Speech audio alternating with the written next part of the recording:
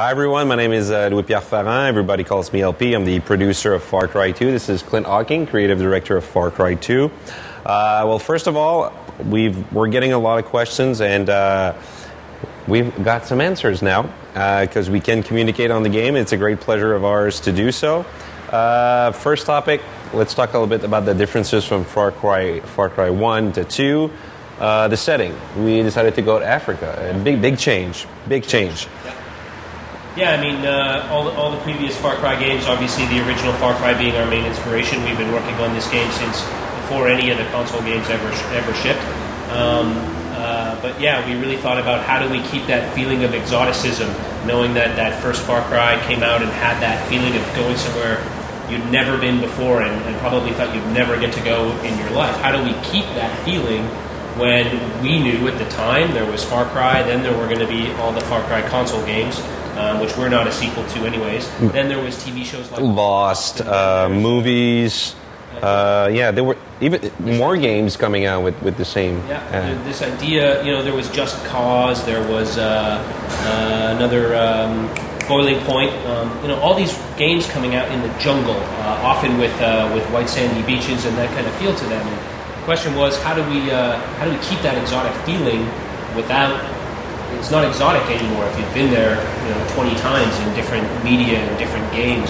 And that's one of the main ways we came to settle on the African savannah, somewhere beautiful, at the same time a little bit dangerous, somewhere that is real, somewhere that exists in the real world today, but at the same time you don't think you'll ever get to go there. So here's an opportunity to go there in the game. One of the main aspects as well is that from the get-go we wanted the game to be an open world.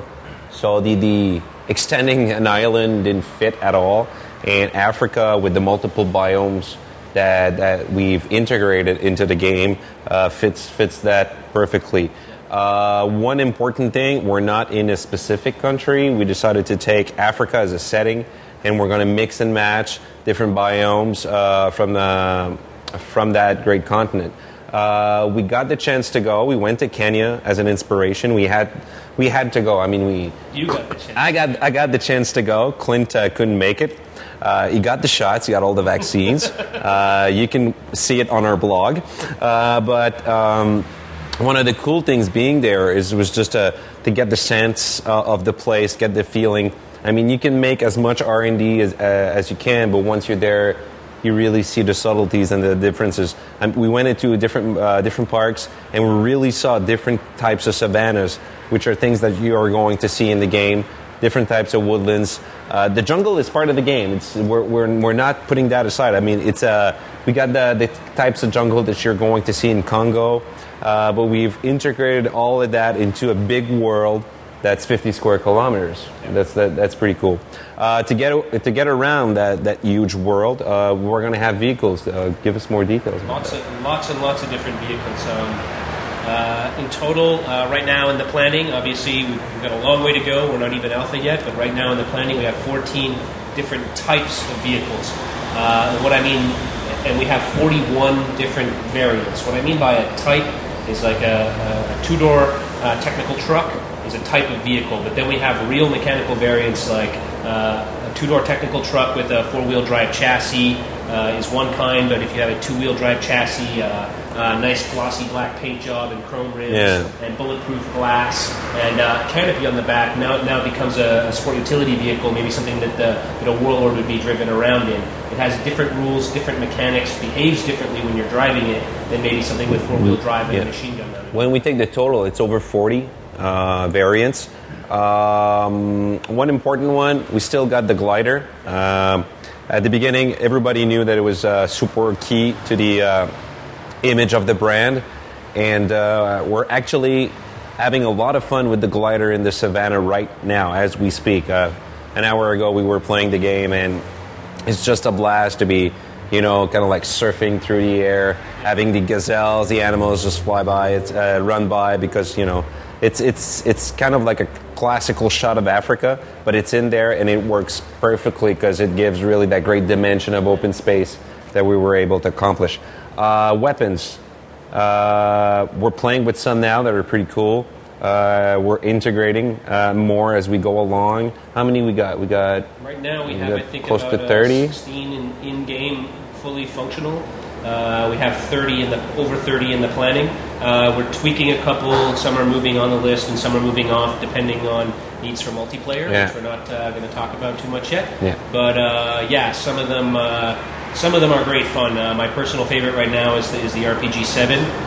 One of the things we've done is been really accurate in the way we model the operation of the weapons. When you fire a rocket-propelled grenade, the warhead itself doesn't arm until it's rotated 4 to 6 times when it's been launched from the launcher. What that means in our game, because it's the same for us, is that if you bounce that rocket, if you fire that rocket at the ground or maybe at a wall in a tight corner, the rocket will just bounce off. Yeah, you can ricochet off walls. Ricochet the rocket to fire around corners. It's kind of really, really dangerous, but it's also really fun. I mean, one of the things you read about if you do a lot of research on conflicts that are going on where these things are being used is often these things will get embedded in the door of a vehicle and the rocket won't go off. It'll just punch halfway through the door and be stuck there.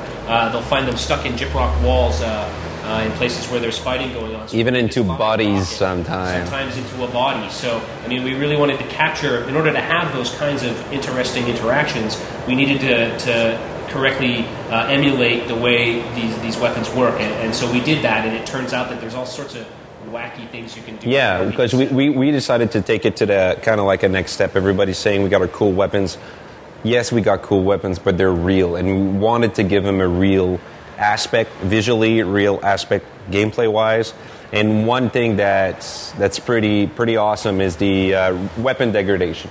The fact that your weapon will jam. Yeah. It can happen at the worst moment because you've been firing all over the place and you're not taking care of your weapon and you need to manage your weapon in the game. That's a cool aspect. Yeah, I mean, one of the things we want the player to feel is this sort of visceral sense of realism. We don't want the player to play a game where he feels like, you know, he's going to manage his energy supplies and like make perfect headshots from long range, swapping out components and like that kind of thing. We want the player to feel what it's like to have to deal with his weapon when his hands are slippery with sweat and gun oil and blood, and to have that weapon malfunction when you're point blank on someone. I mean, one of my favorite things right now, just a little piece of polish that came in, the animation for the jam on the American assault rifle. When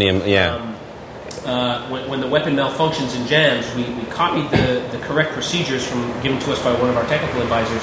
The clip comes out, the port slides open, and the avatar holds the clip on the side of the weapon and looks inside, and you can actually see the 2 rounds. It's called a double feed, 2 bullets that are trying to be rammed into the port at the same time, and so you have to manually clear that in order to get the weapon operational again. So it's just really cool pieces of polish that make the weapons feel really realistic. Every weapon can jam, so that adds a really interesting aspect. Other than that, if we go back to being a reality game, it comes to the point that Far Cry 1 had mutants or cyborgs or call them whatever, the Trigons. We don't have that anymore. We've moved completely away from that. It was an easy decision on our part in the sense that most of us were big fans of Far Cry, but we were big fans of the first half of Far Cry. And it's something that we got into focus testing. We did a lot of focus testing. We got a lot of really hard data from gamers. And it was clear to them, as it was clear to us, that the first part was really the best one. And we wanted to go in that direction. Which brings us to a point of Jack Carver. We don't play him anymore, and he's out. Jack's out. But what's our solution? I mean, we decided to go in a different direction.